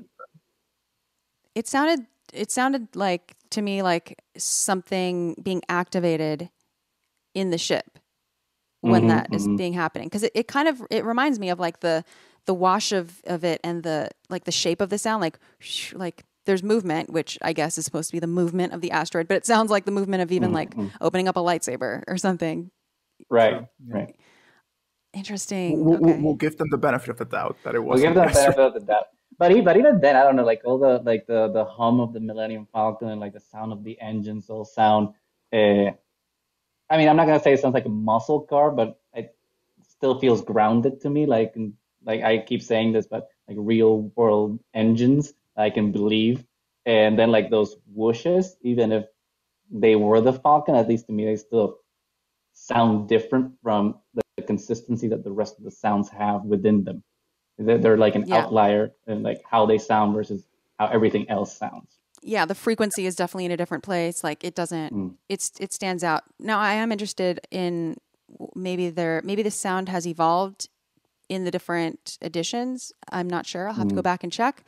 But I also think like we don't have to give them a benefit of the doubt if we think it's out of place. That's fine. You know, none of these creators are perfect. And I think if you think it's out of place, that's totally valid. But there's something interesting, like the special edition changes definitely get a lot of attention, but I feel like the sound aspect of them don't get a lot of attention. It's usually the visual changes that people care about, but there are a lot of sound changes as well. And do you feel there have been improvements or deter from it? I am just starting to, like, I haven't watched it yet, but I have just acquired the despecialized edition. So thank you to the listener who hooked me up with that. But I haven't listened to it yet, and I have never seen the despecialized edition. So I'm not like a very accurate judge of what changes have been, because I don't really have an appreciation for the original. Right. Plus there are so many changes that, and honestly, like, even though I, do this podcast, it's not that like I notice everything while I'm watching a movie, especially something that I grew up with, which, it just goes into like a part of my brain that is not even like conscious memory. It's, So yeah, I would be lying if I said that I like noticed everything just without studying it. That's not true at all. Sometimes I really, and especially like without headphones. I hear all different kinds of things when I put my headphones on than when not. I will say like one sound that really stands out as being a change, because it's been tinkered with a few times, and there are videos on YouTube that show old versions, is the Obi-Wan like crate dragon call scene. That's that what one. I was going to say. Yeah. That's the only one that I'm aware of, that at least that's a big deal, because like you were mentioning, I did see like the original Star Wars, because I did have the VHS like right before the special editions came out. Like my family had the VHS of the original Star Wars, so I did see them. But obviously, ever since then, I've just been watching the newest edition, the special edition that came out on VHS, then the DVD, obviously now Disney Plus. So I've just moved on from the original version. Right. I mean, they make it pretty hard to find. Yeah. It's been probably over 20 years since I've seen like the original unaltered version of the film. So generally speaking, I feel positive about the changes though. Generally speaking, especially knowing that like the process of performing sound design, a lot of Ben Burtt was very limited a lot by the technology, and also I know that some of the sounds used because of budget were like stock sounds, so things that you will maybe hear in other cartoons and like other stuff from the time, and so more specifically created, like unique sounds were created later. Some things like with the crate dragon thing, apparently like they always wanted to do that over, but they just couldn't at the time. And so like when the changes represent like they're proud of the changes because there were some stock sounds in it before, and they didn't want Star Wars to have stock sounds. But yeah, I think it was 7-minute increments that basically Ben Burtt had to perform the sound design to tape in like, I think, I can't remember if it was like 10-minute increments or something. And if you messed up, you had to start over. So like, there were some times where he maybe made something a little bit too loud, louder than he would have wanted, but it wasn't enough to like ruin the entire take or something, especially if you're getting to like the 9-minute mark and then you make a tiny mistake or something. You're probably not always, you can't be too perfectionistic about it, or you'll never finish the film. So just little things like that. So like sound levels and stuff, the mixing has definitely been like smoothed out. But yeah. So here we hear, then the next thing we hear is a TIE fighter. Let's see. Sure. Ooh, and even in that short clip, we hear like the cut in the scene between the TIE fighter and then, they're kind of chasing each other. I love the sound of TIE fighters. Wow. Yeah. I love it. I don't know why, but I always have. Like when they showed up again in The Mandalorian and you first hear like the TIE fighters again, I was like super blown away. I love it. Like I have no clue how they made that sound, but it's just so, like everything in Star Wars, it's just so iconic and it's menacing, right? It's like a shriek that the ship is doing. So it automatically, the sound tells you that this is the bad guy's ship, this is not the good guys, because it's just yelling at you and shrieking as it goes by. So it's a super cool sound. It's so cool that they decided to not do new ships in the sequel trilogy and just reuse it. And the TIE fighters, which, works because it's still so cool. But I think it's really cool in that sense that I contrasted with the Millennium Falcon's engine sound, because that's also like a really iconic sound. It was like, you don't have to be watching the movie to know what the Falcon sounds like. You know what the Falcon sounds like. You know what X-Wings sound like. How would you describe the how Falcon sound? I would describe it as a hum. It's just like humming and vibrating a little bit as it like goes by. Yeah. That's how I feel it. It's a sound that if you were to make it with your mouth, you would obviously have your lips closed and you could just hum it, and you could probably reproduce it, the Millennium Falcon sound with your throat, I think, or with your hum or somehow. But I that's how I've always experienced the Falcon sound, because growing up, that was my favorite ship. I had the toy for it, so built it in Legos even before the Lego came out of the actual Falcon. I would just destroy all my old Legos, just build it how I thought it would be. It was like this small, so it's not impressive. Damn. But I had my own little Lego Millennium Falcon. You try to make the sound with it. So I don't know. This is very special sound to me, but whatever. I digress. The vibration is what sticks out to me in what you said. It's kind of like the Chewie of ship sounds. Yeah. So interesting. Yeah. Yeah. It sounds alive in a different way. I don't know, but that's but also we love it. So it's kind of hard to separate that from like a logical reason. So the sound of TIE fighters, it's basically a combination of elephants and cars. Ben Burtt was trying to figure out how to make the TIE fighters sound scary, and sort of like what you were saying, Gus, about like how the sound is such a signature like scary thing. When you hear it, it just instantly makes you think of the dread and everything. It's sort of supposed to be like the World War II super dive bombers, and they had like a siren whale, and it sort of was it was to scare people, basically, like when so it was intended, I'm reading from an interview, that the TIE fighter could achieve the same effect with just a menacing appearance, but then the sound had to match too. And so there's this film called The Roots of Heaven, which is a 1958 film directed by John Huston. And it's about like a team trying to save African elements from extinction. And Ben Burtt sampled the movie's elephant noises because I believe it was a 20th Century Fox film. So he had access to like the sounds from other films. And so he slowed the elephant sounds down and then mixed them with the sound of cars on wet pavement.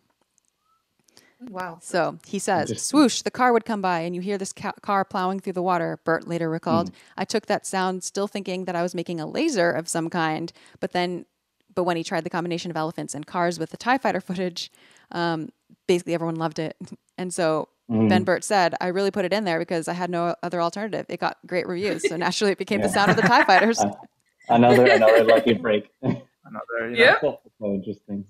I find that so fascinating, like how like these designers can come up with these sounds using normal things that we hear every day, and just how they're able to just conceptualize how combining set sounds and like tinkering with them and just create like this completely new thing that we've never experienced before. It's just something that for me is just amazing, because I would never have thought, right, to mix an elephant with a car driving, on a wet pavement. Who would have thought that those? Well, he probably never thought too. He probably just experimenting. Right. That's how stuff happens. Well, it's so cool. That's how the magic happens. It's magic. The sound came alive. Truly. So we're nearing the end of the minutes, and music. We're going to hear music for the first time. So let's hear how that happens. If they identify us, we're in big trouble. Not if I can help it. Chewie, jam its transmissions. It would be as well to let it go. It's too far out of range. Not for long. A fighter that size couldn't get this deep into space on its own. Yeah, he must have gotten lost, been part of a convoy or something. Well, he ain't going to be around long enough to tell anybody about us. You kind of hear this.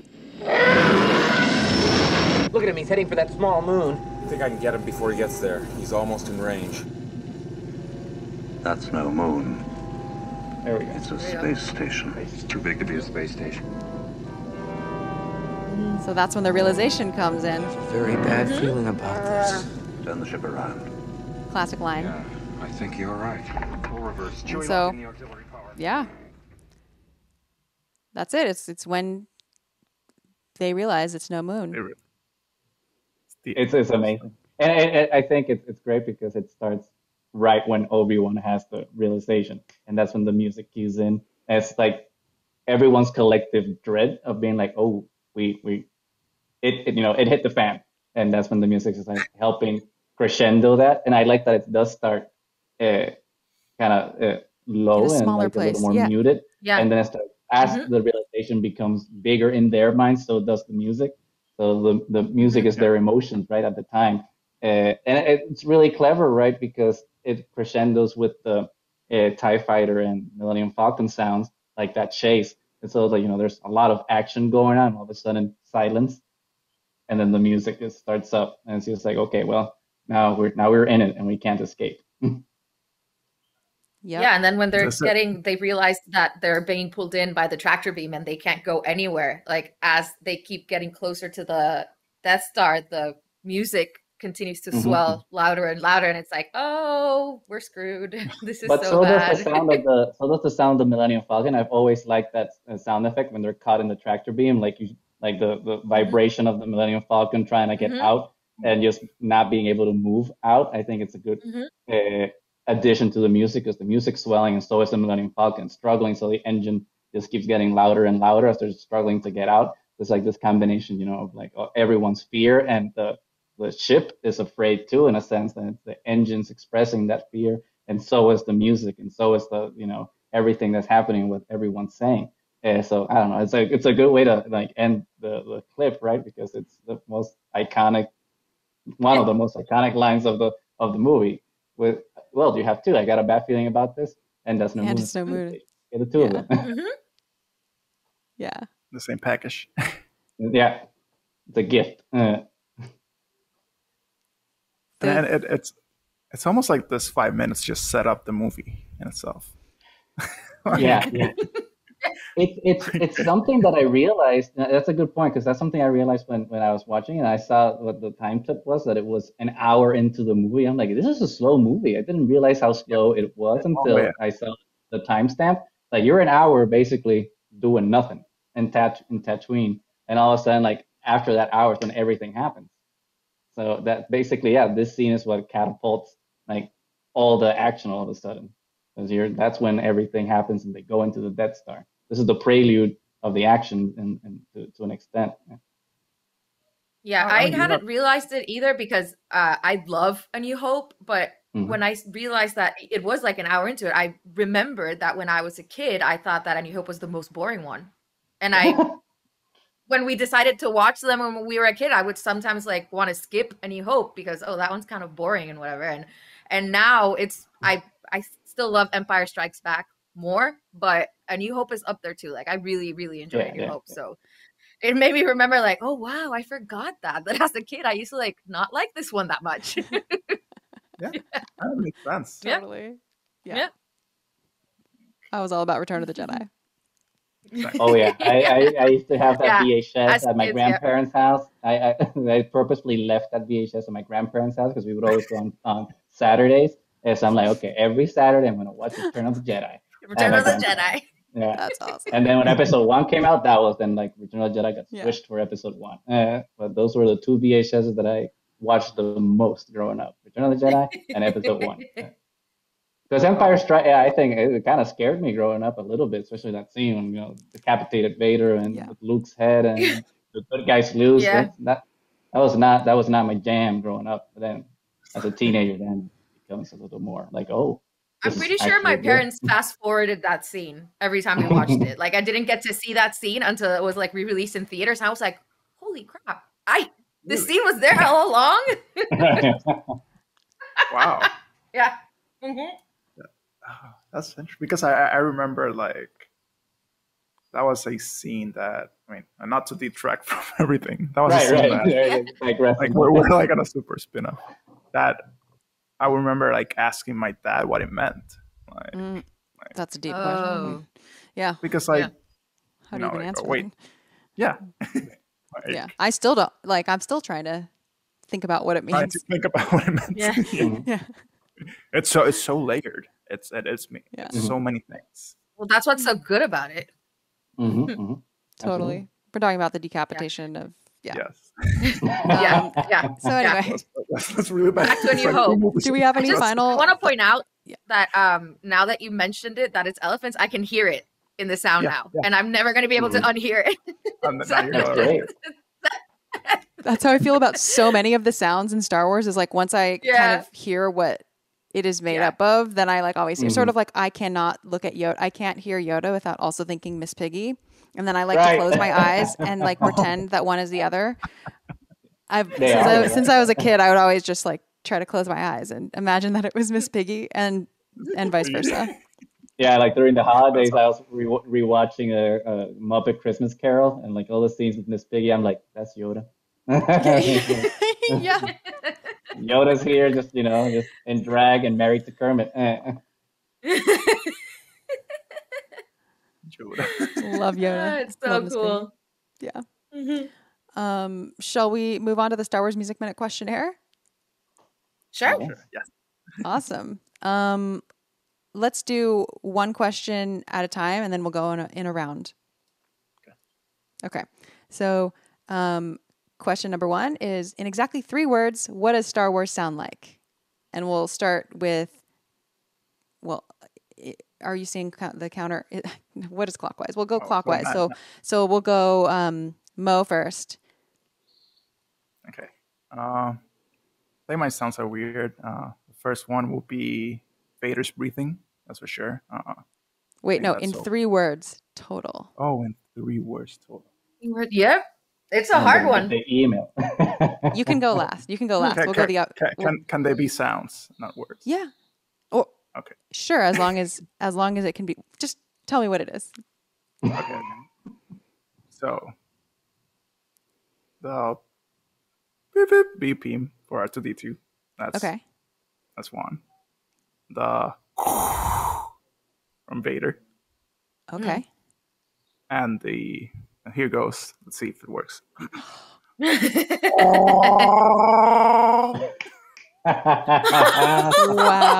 I'm impressed. That's good. That's good. That's good. I'm impressed. Yeah, that's perfect. Someone get Mo a job at Lucasfilm right now. Gonna try to figure out how to spell those, but that's good. Yeah. I accept. All right, Gus.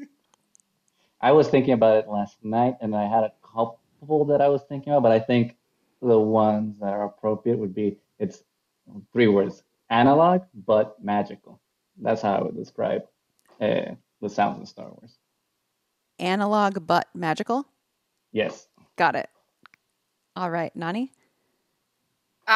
This is so hard. It's only 3 words, so I couldn't.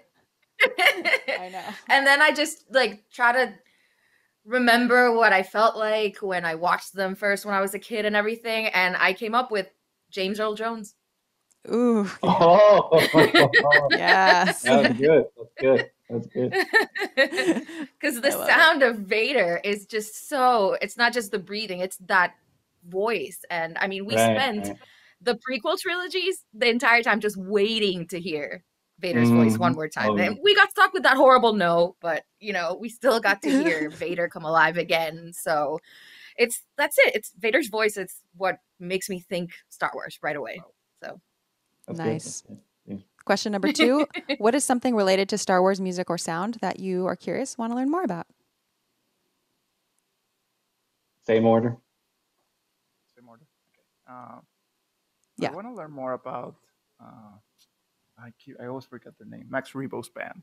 I want to know what inspired like all of that music and sample. And now that we're getting to see more of it, it's like, okay, I'm taking this. Awesome. I mean, at least for me, especially coming off of what we were talking about with the TIE Fighter sound effect. I mean, to kind of have background on it a little bit. Growing up, I always used to love DVDs, especially ones with special features, because I could watch all the behind-the-scenes things. So I really love the Star Wars ones because I remember watching the Ben Burtt sections of it, of the sound design, and seeing him like on a power cord and just hitting it with a wrench or something, and then getting like the sound of the lasers and stuff. And for me, that's super interesting and cool. So that's something that I would want more of, is like understand like how all the sounds were created, especially those old ones, right, from the original trilogy, before we have like all the new technology, right, from the prequels and the sequels. I would like to like understand like all the ingredients, right, that make all the sounds that we are familiar with. I remember watching your TikTok I don't know, it was last week, a couple weeks ago, of the lightsaber turning on and off, and I had no clue that the sound of it turning off is just the ignition reversed, even though it seems obvious, but it wasn't obvious. All of a sudden I heard it, I'm like, oh crap, that's really cool. That blew my mind. So I want to bring more things like that. I think it's really valuable.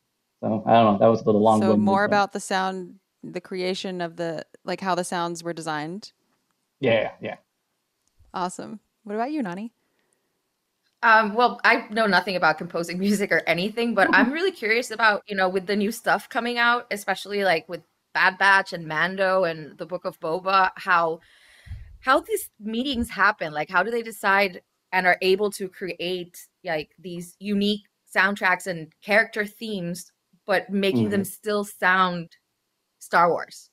Right. So I want to see how they're able, like, what's the thought process? Like, what's the method that they go through to like somehow keep it sounding like, as soon as you hear it, it's Star Wars, but it's distinct. So I'd be really curious to find out how that happens. That's a good point, because the Mando theme, I mean, Ludwig Göransson, let's start with John Williams. John Williams is completely orchestral, right? He didn't really have any like electronic things, because George Lucas wanted it to be like a traditional movie that doesn't sound kitschy, right? And Ludwig kind of went against that in a way, because he started playing like electronic instruments and stuff. So it's different from the John Williams score, but it still somehow feels Star Wars. So I think that's a good point. I think it goes to the genius, right, of these composers that are able to kind of do that. So I want to learn about that too. I'm going to add that to my answer. I think genius is a myth. Well, I don't know. Maybe it is. Maybe it isn't. But like the process and the thought and the technique. So I'm going to sum that up as like the process of like how new Star Wars scores are approached in like the post John Williams era, basically. And last question is, what is a score or soundtrack that you're fond of besides anything Star Wars? Besides anything Star Wars. And this just goes back to like why I got hooked with like watching JoJo's Bizarre Adventure. It's the theme song. That there's something about them that just captivates, and the end scores. There's like at first I didn't want to watch the show. I just wanted to watch because of the score. Like, what is the show? JoJo's Bizarre Adventure. It's an anime. JoJo's Bizarre Adventure. It's on Netflix. If anybody's interested, it is as the title say, a bizarre adventure. I will. Okay, awesome. I'll look that up. For me, I do love me some John Williams, but I could go the cliche way and say like Jurassic Park, but one score of his that like I'm really fond of is the Hook soundtrack. There's just a lot of like magic in there, and it's just like every time I listen to it or I watch the movie, it's very visceral, and it just kind of makes you feel like Peter Pan, and you feel like a kid. It kind of transports you to that. But besides that one, to say a John Williams one, it can be John Williams, just not Star Wars. Right. So, but you want to give another one? Howard Shore's soundtrack for Fellowship of the Ring specifically has always been like a soundtrack that I'm very, very fond of. That one's a really nice one. Concerning Hobbits, that's a master. That's a solid jam. Awesome. Yeah, Hook is a fun movie. John Williams and Robin Williams. Yes. Robin Williams. Yeah. Robin Williams. Yeah. Miss him. What about you? No. Well, I'm actually a big fan of Danny Elfman, especially like 80s and early 90s, like the Batman theme, Nightmare Before Christmas, Beetlejuice, Edward Scissorhands. I loved them growing up. But a soundtrack that really, really, because I remember when I went to see it in the theaters and it just like really struck me, was the soundtrack for Atonement with the typewriter blended in with the music, and it blew me away. So that one's that stuck with me always. Awesome. Very, very good and varied answers. The themes. Oh, there were no themes in this set of minutes. If you're following along on the soundtrack, I think the beginning of when we start to hear music coincides with a track called Inner City. And that's about all the information I have about the music of this set of 5 minutes, since it was mostly sound design. But where can people find you, Triad? Well, we are almost everywhere in social media. So Twitter, Instagram, Facebook, you can find us at Triad of the Force, and you find us there. We are also... Tell us a little bit about Triad of the Force. So Triad of the Force is us three. Obviously, it's a play on Diet of the Force from the sequel trilogy. And we thought, well, it's three of us, so I guess Triad of the Force works. And we're basically we're three Puerto Rican friends. We've known each other we're probably 20 years at this point.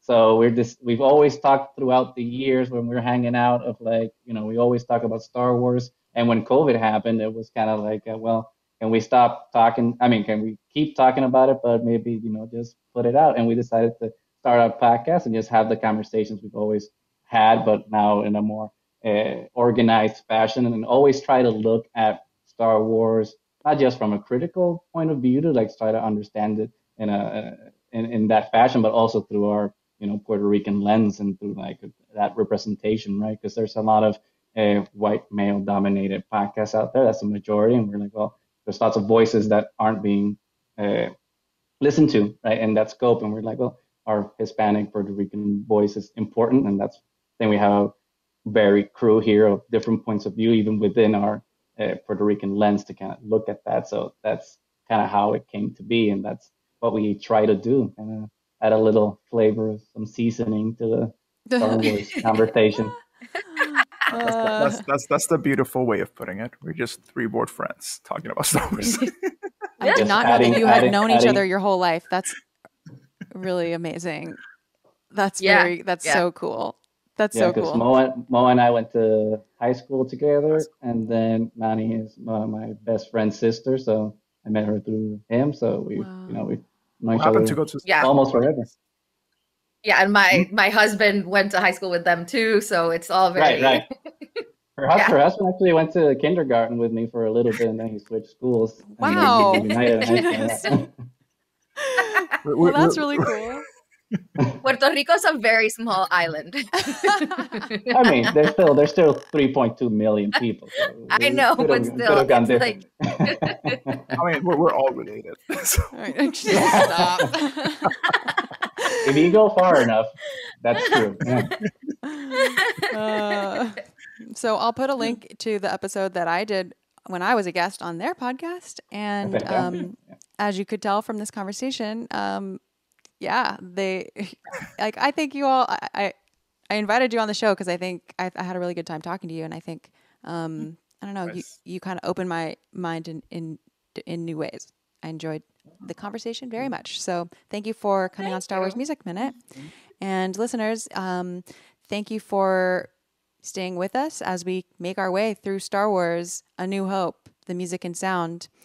You can find me on all of the social media platforms at Star Wars Music Minute or Star Wars Museman, or at Chrysanthi Tan. You can leave a voice message at starwarsmusicminute.com/comlink. You can also email me questions at podcast@starwarsmusicminute.com. I do read all of them. It just takes me a while to respond and process them sometimes, because I get some very really detailed, awesome questions that just give me a lot to think about, which is a really good problem to have. It's not a problem, so keep it up. And yeah, I will talk to you all next week on Star Wars Music Minute.